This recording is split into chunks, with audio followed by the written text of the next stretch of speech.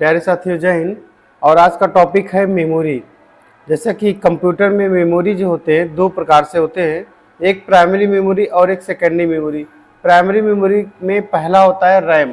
RAM मतलब होता है रैंडम एक्सेस मेमोरी। मदरबोर्ड में लगने वाला है मेमोरी अंदर लगा होता है, इसलिए इसे इंटरनल मेमोरी भी कहते हैं। इसका उदाहरण है SD RAM, DDR RAM, DDR2 RAM, DDR3 RAM और DDR4। आजकल जो चल रहा है वो DDR4 रैम चल रहा है। सेकंड है रोम। रोम इज रीड ओनली मेमोरी, यानी कि रीड ओनली मेमोरी केवल मेमोरी को रीड कर सकता है, यानी कि वो ऐसा प्रोग्राम हो जिसको केवल रीड किया जा सके लेकिन उसमें कोई परिवर्तन ना कर सके, तो वो रोम की श्रेणी में आता है। जैसे PROM program read only memory, EPROM electrically program erasable program read only memory. कुछ प्रोग्राम ऐसे होते हैं इसको रिलेट करके पुनः उसमें हम प्रोग्राम डाल सकते हैं।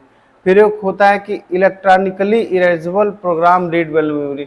इस तरह के आजकल जो है रोम लग करके आ रहे हैं खासकर। तो ऐसे धीरे धीरे क्वालिटी इंप्रूवमेंट होते हैं, तो इसकी वजह से ये सब नए नए वर्जन बन के आते हैं ना। तो प्राइमरी मेमोरी दो प्रकार रैम रोम।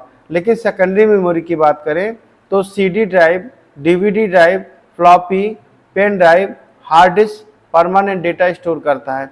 यानी कि जो परमानेंट डेटा स्टोर करता है, मोस्टली ये अलग से लगाने वाली डिवाइस है, उससे हम सेकेंडरी मेमोरी बोलते हैं। जैसे हमारा ये पेन ड्राइव है, हार्ड डिस्क है, ये सभी चीज़ें। तो अगर ये देखा जाए तो क्या इन दोनों में अंतर भी होता है? तो बिल्कुल होता है।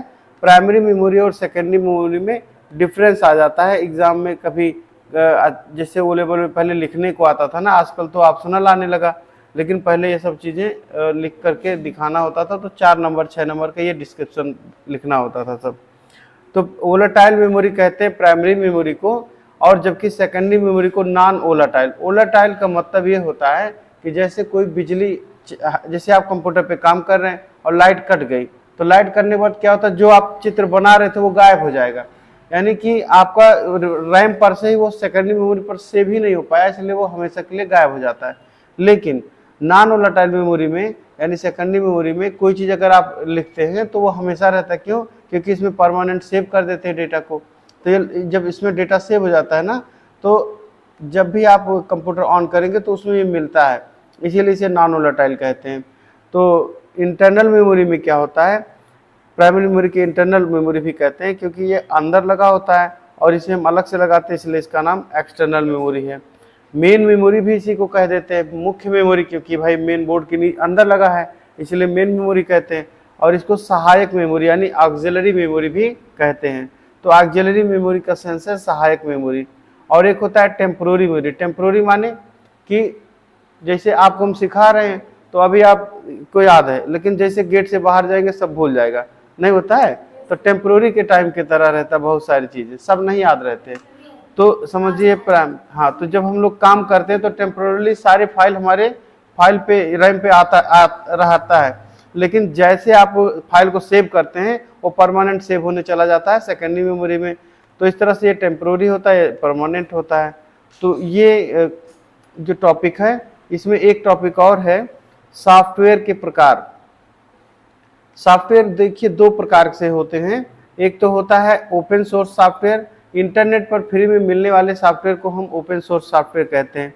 जिस सॉफ्टवेयर का कोई मालिक नहीं होता है और नेट पर फ्री मिलता है और इसमें कोई परिवर्तन भी खुद आप अपने मन से कर सकते हैं, तो ऐसे प्रकार के ऑपरेटिंग सिस्टम को हम क्या कहेंगे, यूनिक्स या ओपन सोर्स कहेंगे। इसका उदाहरण है Unix, Linux, Red Hat, Ubuntu, LibreOffice, ये सब है ना। इसमें अपने मन से आप मॉडिफाई कर सकते हैं कोई भी एप्लीकेशन में और चेंजिंग करके ना। आप रेड हैट का नाम दे के अपना नाम दे दीजिए, है ना, महिमा दे दीजिए, रीता गीता दे दीजिए, कुछ भी नाम दे सकते हैं। तो ऐसा खासियत होती है इसके अंतर्गत। प्रॉपर्टियर सॉफ्टवेयर में क्या होता है, इसका तो भाई मालिक होता है, प्रॉपर्टियर माने ही मालिक होता है। तो इसका जिस सॉफ्टवेयर का कोई मालिक होता है, इससे खुद से कोई परिवर्तन नहीं किया जा सकता। जैसे विंडो 10 का मालिक माइक्रोसॉफ्ट है, ऑफिस 21 ये भी माइक्रोसॉफ्ट है, टैली प्राइम टैली वाले, तो ये लोग को में परिवर्तन नहीं कर सकते क्योंकि हजारों इंजीनियर मिलकर बनाते हैं, वो लोग खुद ही बढ़िया से मेंटेन करके देते हैं। तो ये तो था आज का टॉपिक और आई थिंक ये समझ में आ गया होगा। Thank you very much.